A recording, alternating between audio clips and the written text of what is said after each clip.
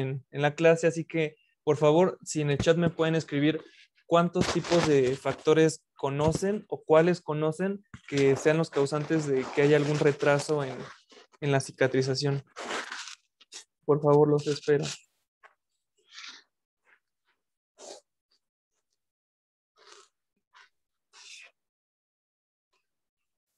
Fumar, ok, ese puede ser uno.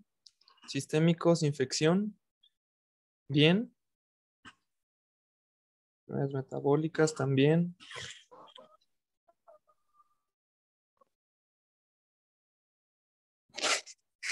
Ok, es cierto, sí, todos estos que me acaban de decir, van a ser factores que van a entorpecer este procedimiento, este proceso, perdón. En sí, podemos decir que podemos dividir a los factores en dos grandes grupos, que serían los locales y los sistémicos. En algunos lados pueden encontrar, en lugar de factores que hablan de ellos como causas, y en lugar de sistémicos como generales. Entonces, ya sean causas locales o factores locales y factores generales o factores sistémicos, básicamente es lo mismo, pero les digo, se pueden dividir en estos dos grandes rubros. Estos van a ser los que van a estar causando el retraso en la cicatrización. Los factores locales se relacionan principalmente con el manejo agudo de las heridas. Se establece que la cicatrización en heridas cerradas es mejor y está recomendado eliminar cuerpos extraños y tejido desvitalizado. Igual, como les comentaba la clase pasada, realmente si tenemos una herida cerrada, generalmente va a estar limpia, o bueno, debería de estar limpia, ¿no? Entonces es por eso que este tipo de heridas pues van a presentar una cicatrización mucho más fácil y no va a ser tan fácil que tengamos algún tipo de complicaciones. Del lado derecho les puse algunos ejemplos que podemos encontrar en factores locales como puede ser infección, factores mecánicos, cuerpos extraños o tamaño y localización de la herida. Y en cuanto a factores sistémicos, nutrición, estado circulatorio, hormonas y estado metabólico. Entonces, como pueden ver, los locales realmente serían como que más enfocados en sí a la lesión y los factores sistémicos serían más enfocados como al cuerpo en general o más bien al paciente en general. Pasando a los factores locales, tenemos que la infección es una de las causas más comunes de retraso en la cicatrización, como bien mencionaban en el chat, además de que favorece la formación de úlceras crónicas, en especial cuando la presencia de algún material de sutura o cuerpo extraño estimula la multiplicación bacteriana. Esto va a provocar una lesión conocida como granuloma piógeno. En cuanto al segundo punto, que sería la disminución del aporte sanguíneo, esto generalmente es causado por algunas enfermedades arteriales obstructivas de los vasos, ya sea de mediano o pequeño calibre, que obstaculizan la hiperemia necesaria para la curación e impiden la llegada de nutrientes. Entonces, bueno, más bien viéndolo de otro lado, las obstrucciones venosas van a producir éstasis en la circulación con hipoxemia tisular. Entonces, como ver, de un lado no vamos a tener ni la llegada de nutrientes ni la llegada de oxígeno, y del otro lado realmente lo que va a ocurrir es que se va a estancar esta circulación. En cuanto a los defectos de la técnica quirúrgica, podríamos encontrar cuando se introduce material de sutura en exceso o no se extraen algunos cuerpos extraños que puedan quedar ahí atrapados en la herida. Estas serían algunas causas que también nos podrían generar algún tipo de interferencia. Hablando del tejido desvitalizado, esto sería, o más bien se originaría por una exposición prolongada, y el traumatismo aumenta las posibilidades de que se convierta en un medio de cultivo en el que se desarrollen las infecciones. Hablando de otro tipo de tejidos que nos podemos encontrar ahí que entorpecen este proceso normal, sería el tejido necrótico, que interfiere en la cicatrización porque libera factores quimiotácticos que atraen neutrófilos y monocitos para cumplir sus funciones. Estos se acumulan en la herida y, al igual que en las infecciones, prolongan e interfieren el proceso normal de cicatrización. Entonces, como ven, a pesar de que tengamos algunos tejidos que podríamos decir que son normales en nuestro proceso de cicatrización, cuando se excede de esta cantidad, pues los van a entorpecer. Em, Antes de seguir con el siguiente punto, quiero que vean las imágenes. Menciono ahí algunos que ya mencioné, como el tejido necrótico, o el tejido de granulación que vimos la clase pasada. El tejido desfacelo, también se le llega a conocer como el tejido desvitalizado. De hecho, en alguna bibliografía pueden encontrar que el nombre correcto sería el término de tejido desvitalizado.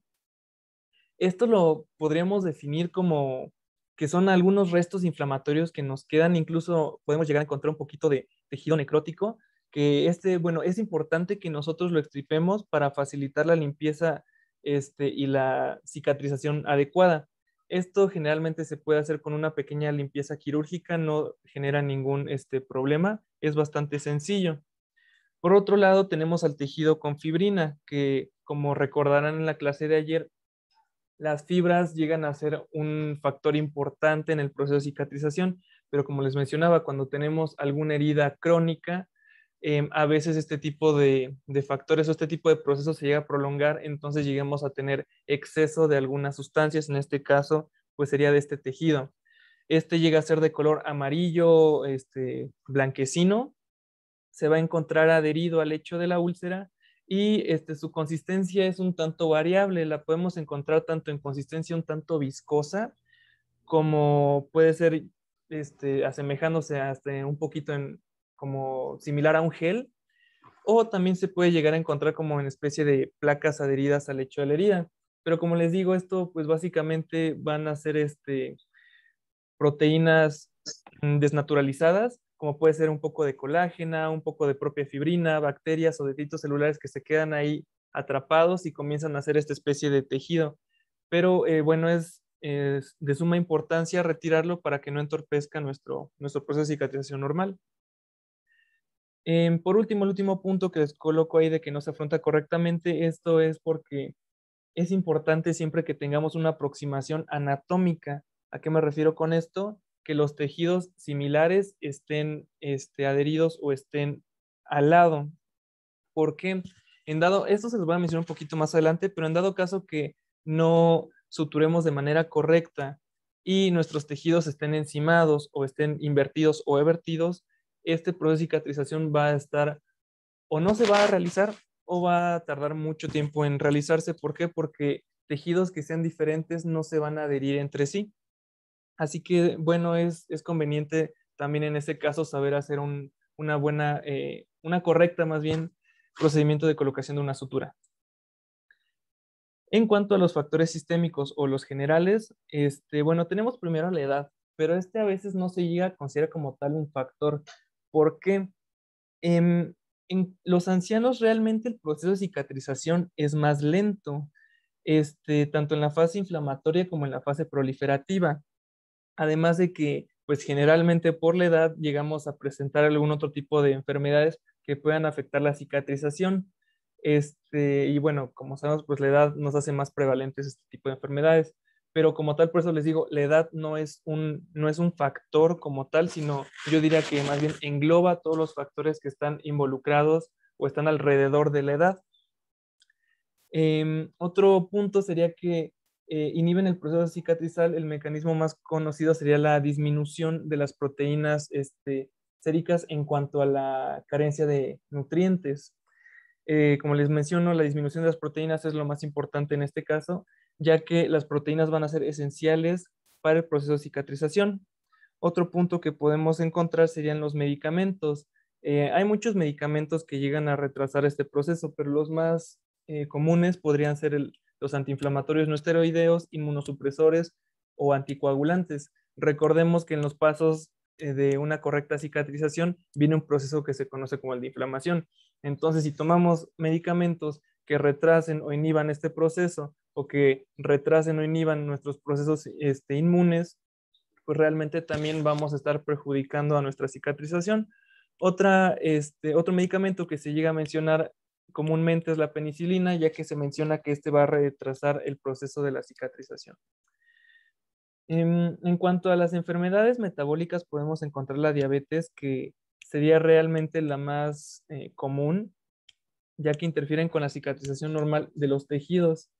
Este tipo de pacientes llegan a presentar comúnmente las heridas crónicas abiertas, como les mencionaba, y sobre todo si hablamos de pacientes diabéticos, una de las complicaciones más importantes llega a ser las neuropatías. Entonces, nuestro paciente, al ya no tener este sentido del tacto tan agudo como nosotros, pueden llegar a tener algunas heridas que realmente no sientan o no noten, y por lo mismo de su diabetes, pues su proceso de cicatrización va a estar retardado o no va a ser el más adecuado, entonces llegan a presentar principalmente las úlceras crónicas. En cuanto a la diabetes, hay algunos estudios que se han hecho en ratones que muestran también que hay algunos trastornos en cuanto a la regulación por factores de crecimiento. Entonces, recordemos que estos van a estar involucrados en nuestro proceso fisiológico normal, además de que también los factores de crecimiento estimulan la proliferación del endotelio vascular. Entonces, estos estudios realmente desconozco si se han hecho en humanos, pero pues ya ven que generalmente este tipo de estudios se realizan en animales y es lo que han encontrado en estos ratones. La disminución del aporte sanguíneo a los tejidos se relaciona también con complicaciones por enfermedades vasculares en estos enfermos. Entonces, esto, si se fijan, es un punto que es muy parecido al anterior.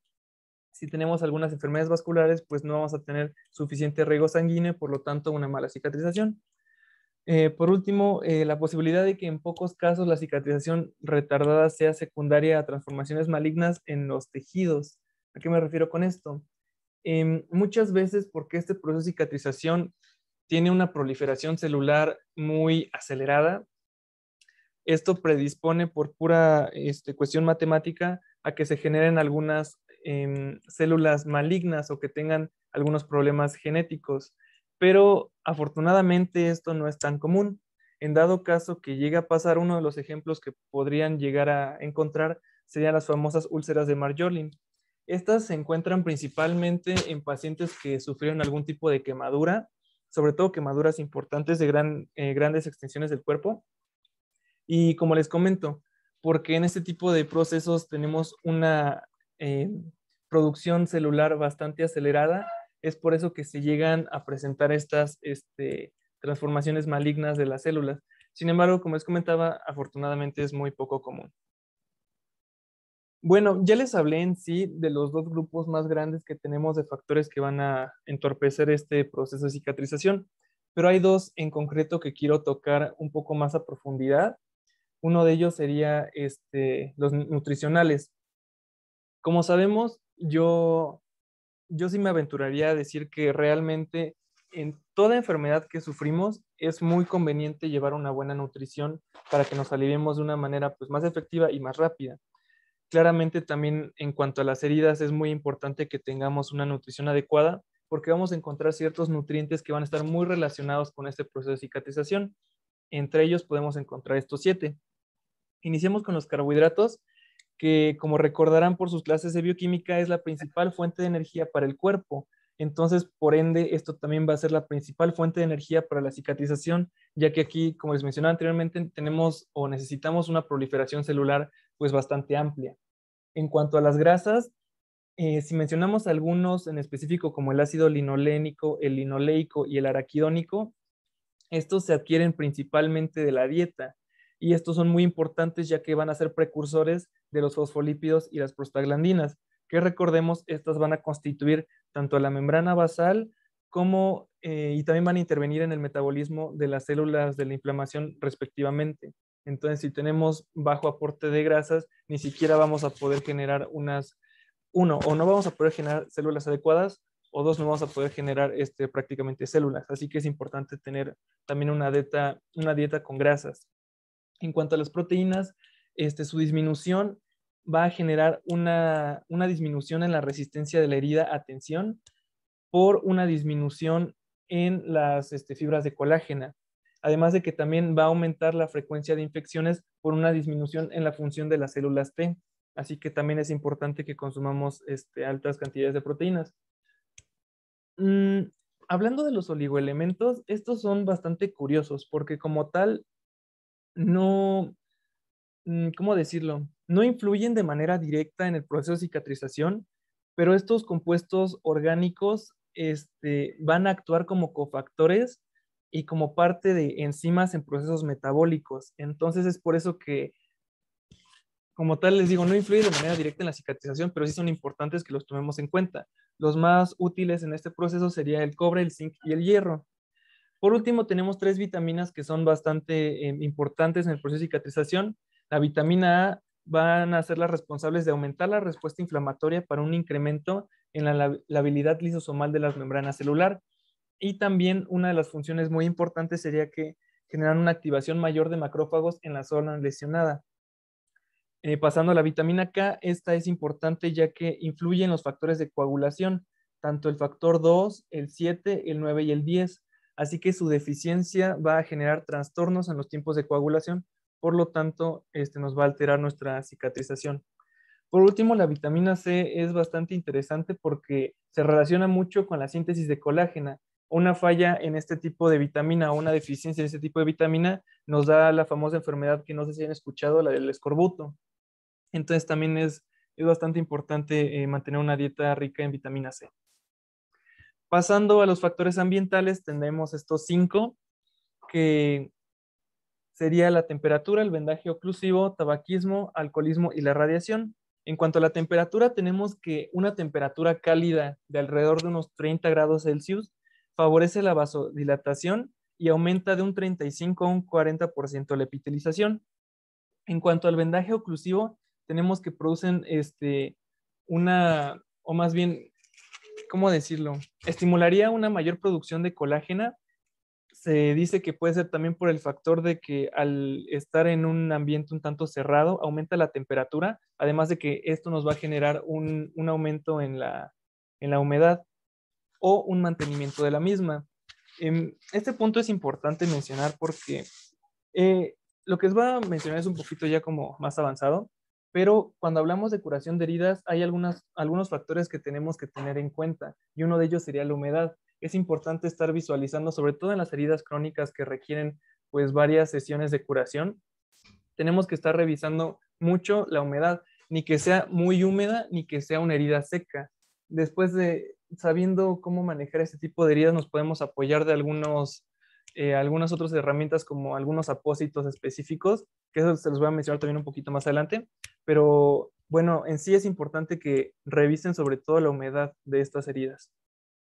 En cuanto al tabaquismo, recordemos que el cigarro va a tener muchas sustancias que van a ser tóxicas para nuestro organismo. Alguna de las más importantes en este caso sería la nicotina, ya que tiene efectos vasoconstrictores, además de que va a alterar nuestros niveles de oxihemoglobina, disminuyéndolos y aumentando los niveles de carboxihemoglobina. Entonces podemos decir que va a estar generando una especie de hipoxia tisular. En cuanto al alcoholismo, bueno, modifica la cicatrización por la desnutrición asociada al mismo padecimiento, además de que también genera un retraso en la migración celular al sitio de la herida. Y por último, la radiación va a retardar la angiogénesis, inhibe la proliferación celular de tanto las células epiteliales como de los fibroblastos. Así que también es importante tener estos dos factores en cuenta. Ale, Bueno, perdón que sí, te interrumpa, pero me parece que alguien tiene una pregunta. claro. En el chat. Es que alguien levantó la mano. Sí, hola, buenas tardes, soy yo. Es de que tengo una duda sobre de que había comentado que una disminución en las proteínas iba a causar una disminución en las células P, algo así había dicho, pero después yo no alcancé a escuchar qué era lo que causaba esta disminución de las células P. Sería de las células T. Esto principalmente porque van a ser unos factores muy utilizados por este tipo de células, sobre todo por su reproducción. ¿Cómo decirlo? Digamos que tenemos nuestra herida y tenemos una infección en la herida, ¿no? Entonces aquí vamos a necesitar que haya una proliferación celular bastante abundante. Entonces van a llegar lo que les mencioné, lo que se pasa, neutrófilos, macrófagos, linfocitos, y uno de ellos, que son los linfocitos, son generados principalmente por las proteínas. Entonces, en dado caso que no tengamos proteínas, uno, no se van a generar los tejidos necesarios para la cicatrización y dos, no se van a generar las células necesarias para la cicatrización. Se ha encontrado que bajos aportes de proteínas generan una disminución en este tipo de células. No sé si te haya contestado la duda con eso. Sí, ya quedó, es que había escuchado P, pero no son T y ya todo tiene sentido. Muchas gracias. Sí, sí, son las células T. Sale. Gracias. No, no hay de qué. Entonces, bueno, continuando ahora con los trastornos de la cicatrización, Nuevamente, por favor, en el chat si me pueden poner algunos trastornos que conozcan o cuántos tipos conocen.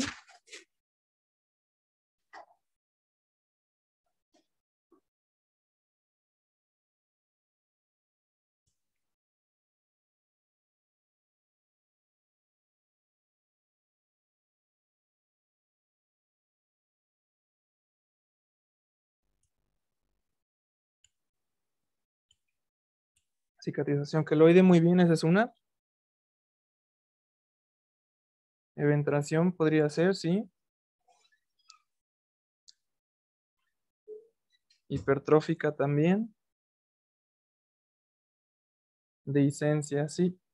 Sí, exacto. Esos yo creo que serían los más comunes o los más conocidos. La hipertrófica, la queloide y la dehiscencia. Entonces vamos a ver cada uno de ellos. Los trastornos de la cicatrización como tal los podríamos dividir en dos grupos bastante amplios. Uno que sería deficiencia de la propia cicatrización y otro que sería un exceso de la propia cicatrización. En la deficiencia podemos encontrar la dehiscencia de la herida que me mencionaban, la eventración y la evisceración. En cuanto al exceso, podríamos encontrar las cicatrices queloides, hipertróficas y las deformantes, que esta última no las mencionan tanto en algunas bibliografías. De hecho, creo que el Tapia ni siquiera lo menciona, pero bueno, se los coloco también para que las conozcan. La deficiencia de la cicatrización pues va a ocurrir en etapas tempranas de la cicatrización. Lo que va a pasar aquí cuando no hay una correcta cicatrización, lo primerito que podemos encontrar sería la dehiscencia de la herida. Esto nos referimos prácticamente que la herida se va a abrir. Involucra, se menciona que puede ser la piel, incluso el tejido subcutáneo. La eventración que les coloco ahí, podríamos decir que también aquí hubo una mal afrontación de los tejidos. Sobre todo se menciona este término en la pared abdominal. Se dice que se abre y su contenido sale de esta cavidad, solo que aquí se va a excluir la piel. Como pueden ver en la imagen, si se fijan, ahí realmente los órganos de este paciente salieron de su cavidad, pero como les menciono en este tipo de definición, no se incluye la piel, únicamente se incluyen estas capas que no se hayan afrontado de manera adecuada, como puede ser fascias, aponeurosis o algún otro tipo de tejido celular. En cuanto a la evisceración, es prácticamente lo mismo, solo que aquí sí va a estar involucrada la piel. Entonces, los órganos, en este caso de la cavidad abdominal, van a salir hacia el exterior. Como pueden ver en la imagen, aquí, si no estoy mal, es una evisceración de una porción del intestino delgado. Bueno, también se dice o pueden encontrar en otra bibliografía que puede ser también dividida en deficiencia de colágena y exceso de colágena. Hablando ya del exceso de la cicatrización, las más comunes, como les mencionaba, es la hipertrófica y la queloide. Se puede encontrar también la deformante como un exceso de colágena, pero esta pues no se menciona en todos los textos. Hablando específicamente de cada una, tenemos a la cicatriz queloide. Estas cicatrices queloides son cicatrices que contienen un exceso de colágena y van a sobrepasar tanto en forma como en tamaño la herida original. Esto es bastante curioso porque todavía se desconoce el mecanismo que lleva al depósito exagerado de esta proteína, pero pues en sí, les digo, es curioso porque pues ya mucho tiempo de estudiarle y todavía se desconoce por qué se deposita tanta colágena. Están asociadas en mayor prevalencia con mujeres, estas generalmente entre 10 a 40 años y sobre todo en personas de raza negra. Estas sí presentan zonas susceptibles donde pueden aparecer. Los principales serían en la cara, en las orejas, sobre todo en los lóbulos, regiones del cuello, la región deltoidea o en el tórax, sobre todo también en el tórax anterior. En este tipo de patologías no se recomienda una resección quirúrgica porque se dice que no hay un tratamiento como tal exacto. A veces se recomiendan inyecciones como con esteroides intradérmicos, injertos de piel, radioterapia, pero realmente no se ha comprobado alguno que tenga una efectividad tan enorme. Y las veces que se ha tratado de hacer algún tipo de resección quirúrgica, al principio pues como todo es efectiva, pero después promueve la formación de nuevas lesiones. Entonces, por eso que les digo que realmente no se recomienda tanto. En cuanto a la cicatriz hipertrófica, tenemos que estas van a ser consecuencia o por consecuencia de la inadecuada aproximación de los bordes de la piel o por una sutura bajo bastante presión. Estas nunca van a rebasar los límites originales de la herida y tienden a mejorar con el tiempo. Una de las características pues, más importantes sería que también se pueden presentar en cualquier región del cuerpo y estas sí se ha encontrado que si se hacen resecciones quirúrgicas pues llegan a mejorar, pero como les mencionaba pues también incluso con el propio paso de los años llegan a mejorar por sí solas. No al 100%, pero llegan a mejorar. Aquí tengo esta tabla comparativa donde mencionan algunas características que no les mencioné de cada una. Por ejemplo, la queloide también se ha encontrado en razas orientales, llega a ser también pues bastante importante. Como les mencionaba, más bien sobrepasa los bordes de la herida, puede estar en cara, orejas y tórax posterior. No presentan involución y regresión espontánea llega a ser infrecuente, la etiología es desconocida y pues van a empeorar con la cirugía. También me gustó poner esta imagen para que vean más o menos cómo son las diferentes características de cada una. Tenemos una cicatriz normotrófica, una cicatriz queloide, la hipertrófica y las atróficas que les hablaré un poquito después. Bueno, hablando de la cicatriz deformante que les mencionaba que esta casi no la mencionan tanto, estas son más que nada cicatrices fibrosas y extensas de los tejidos blandos. De hecho, si se llegan a encontrar en regiones articulares, pueden limitar los movimientos o incluso producir una fijación permanente, llegando a generar incluso incapacidad física o consecuencias, pues, algunas estéticas. Como pueden ver, la verdad son un tanto llamativas este tipo de cicatrices. Se observa en la remodelación de las heridas que han tenido pérdida extensa de sustancia o también se llegan a ver principalmente en las quemaduras, sobre todo cuando son quemaduras profundas con destrucción de la dermis en todo su grosor. Como les mencionaba, también llegan a distorsionar tanto la forma y el tamaño y las zonas susceptibles llega a ser tórax, cuello, articulaciones o en dado caso que sea por quemaduras, sería pues en la región obviamente quemada. Estos van a requerir un manejo especializado que consiste muchas veces en la resección inmediata de la quemadura y una combinación de injertos de piel o algunos sustitutos de la misma como algunos apósitos especializados. En cuanto a la dehiscencia de la herida, como les dije, prácticamente podríamos decir que es la separación espontánea de los bordes. Esto puede ser por muchas razones, así que por eso se dice que es multifactorial. Uno de ellos puede ser que haya habido una mala aproximación de los bordes, ya sea que haya un exceso en la tensión de las suturas o le haya faltado un poco de tensión en la sutura, que haya alguna infección, como podemos ver en la imagen de la derecha, que haya presencia de cuerpos extraños y por eso nos esté estorbando, que haya tejido desvitalizado o necrótico, y otros de los factores que mencionábamos anteriormente, como el tabaquismo, la desnutrición, inmunodepresión o incluso la propia diabetes. En cuanto a la atrofia, pues bueno, podemos decir que es un desarrollo de tejido cicatrizal escaso. En general tiene un aspecto, se menciona que es como hundido con la superficie que lo rodea a la herida y se debe muchas veces a alguna anomalía en el tejido hipodérmico. Esto, como ven, pues se encuentra principalmente en pacientes que sufren de mucho acné. Entonces les queda esto como, popularmente se conoce como piel cacariza.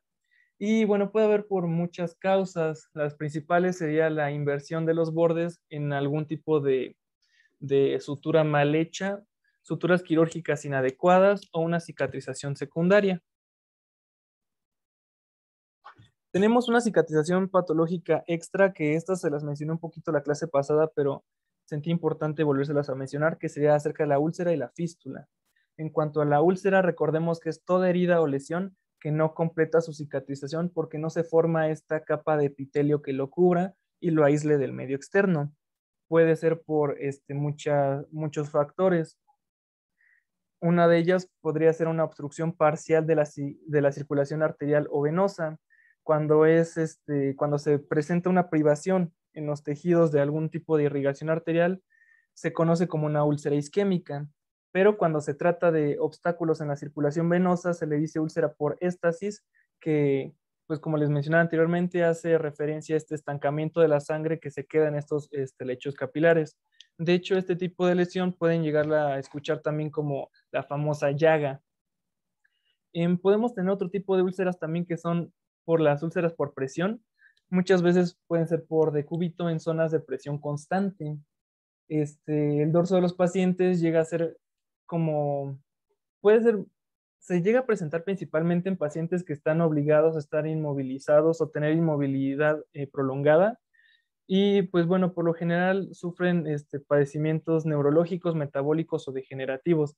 Lo complicado de este tipo de úlceras es que necesitamos quitar este estímulo de presión que nos está generando en estos tejidos, pero como les digo, son pacientes que están en inmovilidad o en inmovilidad prolongada, así que la verdad son úlceras bastante complicadas.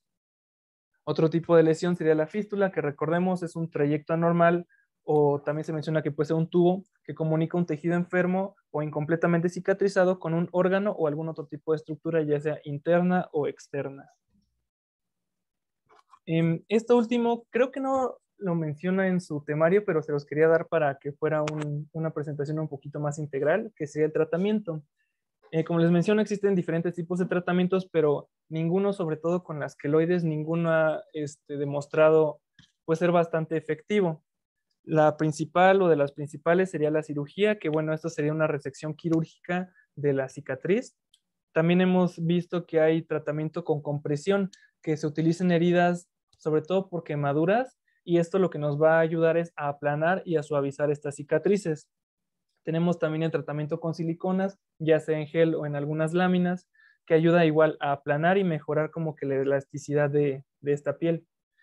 Los esteroides, su efecto realmente no se conoce al 100%, pero se ha visto que el uso de dexametasona o prednisona han mejorado la apariencia de las cicatrices y las han disminuido.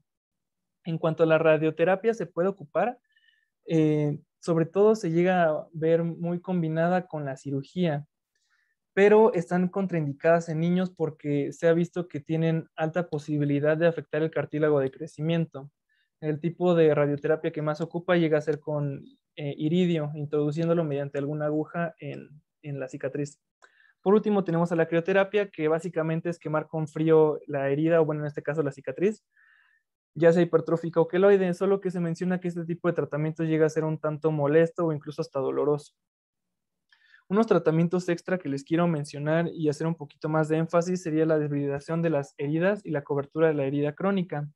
El desbridamiento tenemos que es una técnica de curación que consiste principalmente en remover el tejido desvitalizado y pues yo siento que se ha convertido en parte de la terapia estándar en el manejo de las úlceras o lesiones crónicas, sobre todo en pacientes diabéticos, como les comentaba anteriormente.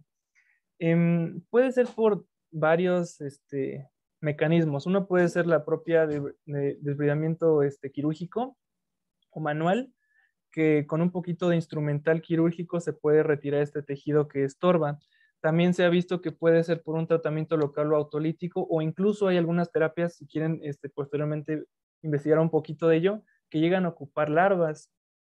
El inconveniente de este tipo de terapias es que es, ¿cómo mencionarlo? Es limitante al operador.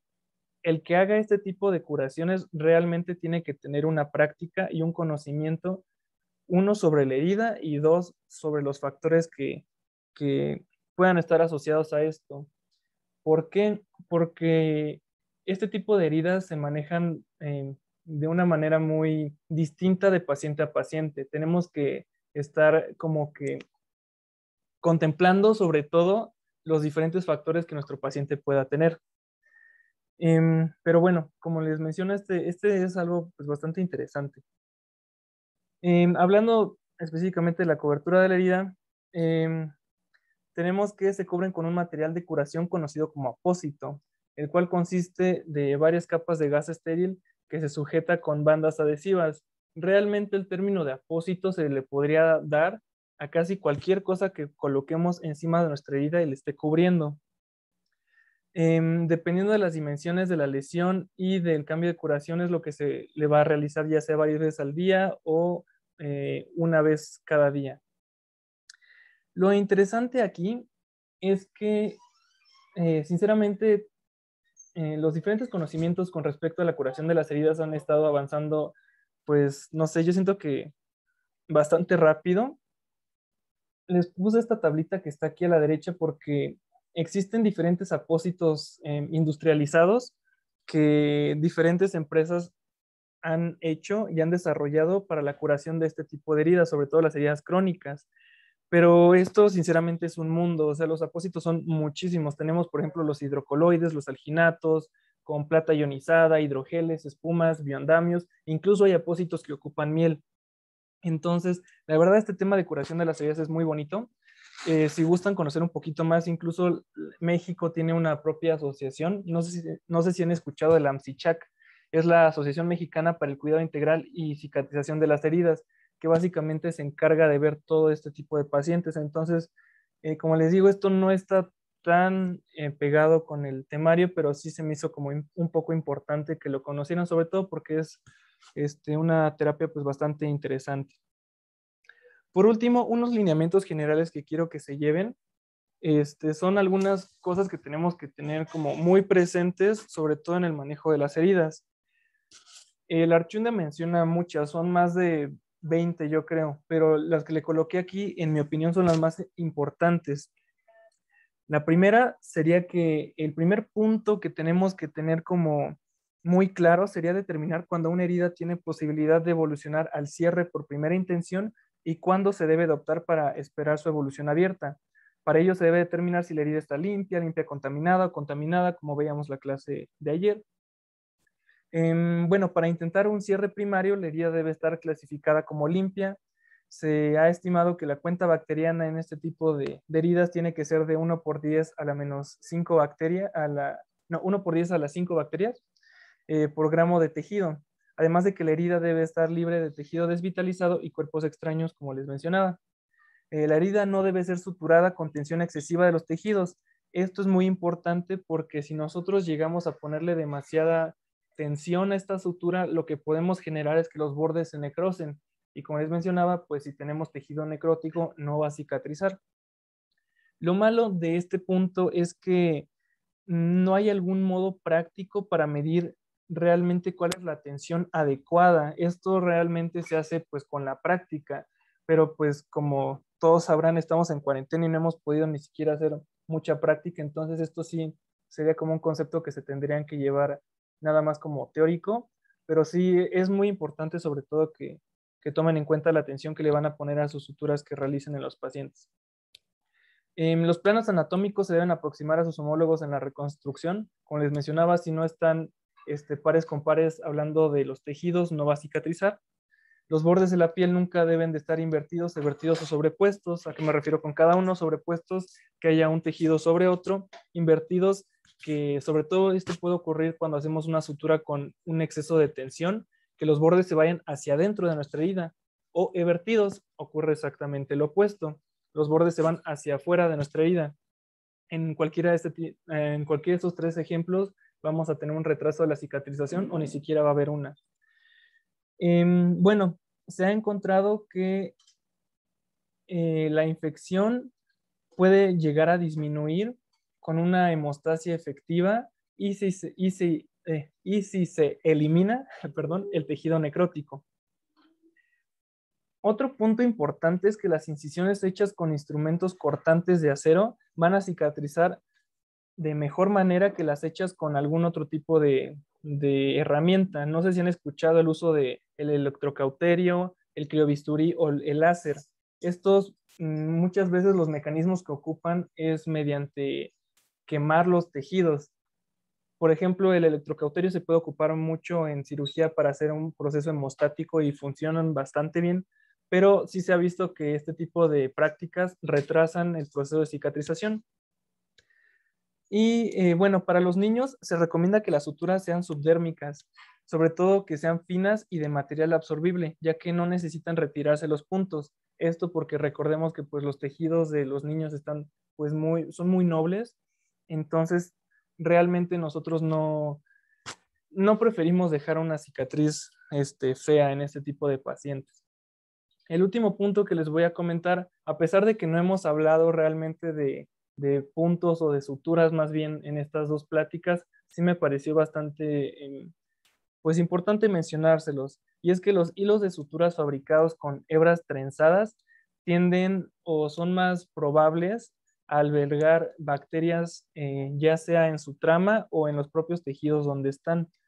Y pues bueno, esto es un tanto pues complicado, ya que los mecanismos de defensa no van a alcanzar a llegar hasta este tipo de materiales. Así que es bueno que también tomen en cuenta de que si llegamos a tener una herida pues que estuvo contaminada o que probablemente tenga infección, ya después de que haya pasado este proceso, ya la hayamos limpiado y esté pues lo más limpia posible, sí deberían de tomar en cuenta que si ponemos una sutura que sea trenzada, puede ser que llegue a albergar pues varias bacterias. Entonces, como les dije, estos dos últimos temitas son como extras. Espero que les haya gustado. Y por último, como les mencioné igual la clase pasada, espero que estos conocimientos, ya sea muchos o pocos los que les haya logrado transmitir, lo ocupen no solo para su departamental de la siguiente semana, sino también para su práctica clínica y pues ya cuando vean pacientes. Les dejo esta frase que dice, detrás de cada historia de éxito hay años de esfuerzo y sacrificio. Entonces, pues muchas gracias por su atención y no sé si tengan alguna duda. Chicos, chicas, ¿alguien tiene alguna duda? Pregunta, comentario, Sí, Shareni, reclamación. creo que Shareni tiene duda. Ay, no, perdón, no bajé la mano desde hace rato. Ah, perdón. Sí, gracias. ¿Alguien más? Es que no terminé de anotar cuáles eran los factores de coagulación que dependían de la vitamina K. ¿Cuáles son los factores de qué, perdón? Coagulación, que requieren de la vitamina K. Ah, sí, sería el factor 2, el factor 7, el factor 9 y el factor 10. Ah, muchas gracias. No hay de qué. ¿Alguno tiene alguna otra duda?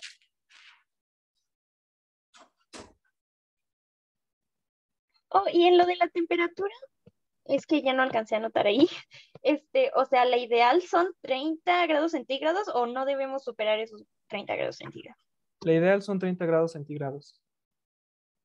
Ok, gracias. No hay de qué. ¿Algo más?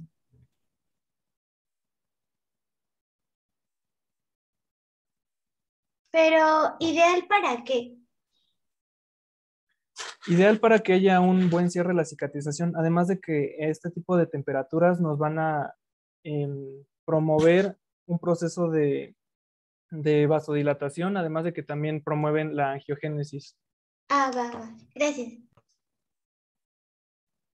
La presentación la pasarán. Sí, y más al rato también les paso la presentación. ¿Alguien tiene alguna otra duda? No, segurísimos, segurísimas. ¿Todo claro? Bueno, pues parece que ya no hay más dudas. Ya nada más como comentarios finales. El día de No, ayer muchas gracias. por la noche les envié a sus correos la presentación que me mandó Ale de la clase pasada de cicatrización, la parte uno. Y si él está de acuerdo, claro, el día de hoy les estaré enviando la de esta clase. Por favor, si a alguien no le llegó, me puede mandar un mensaje por WhatsApp y me dice como de, oye Jesús, no me llegó la presentación. Los correos los saqué de los que nos dejan en los pre y en los post, por eso es muy importante que nos ayuden respondiéndolos. Y en cuanto a la parte de las grabaciones, hemos tenido algunos problemas con las transmisiones de YouTube, entonces por eso grabamos de esta manera y una vez que tengamos los links también se los haremos llegar, ¿vale? Eh, ¿Alguien tiene ahora sí alguna duda en cuanto a algo de esto? Yo sí porque, o sea, yo apenas me integré, o sea, no estuve en la clase de ayer, entonces me preguntaba dónde debo poner mi correo o qué debo hacer. Ok, estás en los grupos de WhatsApp, ¿verdad? pues me uní a uno, no sé si hay más, pero me uní a uno. Ok, bueno, sí, son 3 porque se llenan muy rápido, pero sí, a los 3 se manda la misma información y ahí por cada asesoría en cada materia les hacemos llegar normalmente 2 forms. Uno que es una preevaluación a que lo enviamos antes de la clase y uno que es posterior. Entonces ahí les pedimos su nombre y su correo como únicos datos y también vienen algunas preguntas respecto al tema que se va a ver en la clase. De ahí nosotros obtenemos sus correos para que les mandemos todo lo que les vayamos a mandar. En este caso, las presentaciones y también los links de las grabaciones de la clase para que las puedan ver. ¿Y crees que, es que, bueno, yo me uní de verdad que hace unos minutos, entonces no me llegó ningún forms, entonces no sé si lo puedan volver a Ok. enviar. Sí. Ahorita les voy a volver bueno, les voy a mandar el post-test de la asesoría de ahorita y ahí con que me pongas tu correo o igual me puedes mandar mensaje por WhatsApp y decirme como, oye Jesús, soy Andrea, ¿me podrías mandar la presentación por favor? Y yo te la mando, ¿vale? Pero sí, ahorita les envío el forms para que lo llenen, la post-evaluación. ¿Sí? Muchas gracias. Vale. ¿Alguna otra pregunta? Bueno, yo más que pregunta quería hacer un comentario que, bueno, estaba viendo las fechas en las que van a dar las asesorías, bueno, ajá, sí, las clases, y van a dar una el 22 de mayo de 10 a 12 p.m., que es sábado, pero creo que vamos a tener, o sea, los de segundo tenemos DEPA. ¿Esa clase la van a subir o no la van a dar o...? ¿Todos tienen el TEPA a la misma hora? Sí, Y sí, ¿Y a qué hora es su DEPA? a las 10. así es.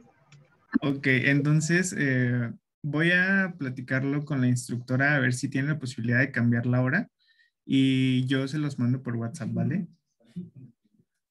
Vale, Sí, si no, muchas está gracias. bien y Sí, vemos. la reprogramamos, ya sea en el mismo día en diferente horario o igual en otro horario. Pero sí, yo les aviso. Qué bueno que me avisan, muchas gracias. Bueno, muchas gracias, buen día. Gracias igualmente. Y pues si no hay Gracias. más, Hasta eso luego. sería todo. Muchísimas gracias por acompañarnos. Igual esperamos verlos y verlas mañana. Comenzaremos con la parte de valoración del paciente politraumatizado por si quieren entrar.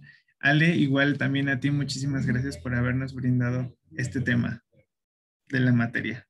Muchísimas gracias a todos. Que estén bien y que tengan un excelente día. Muchas gracias, chicos, y mucho éxito en su departamental. Nos estamos viendo. Gracias. Gracias. Gracias. Bye. Gracias.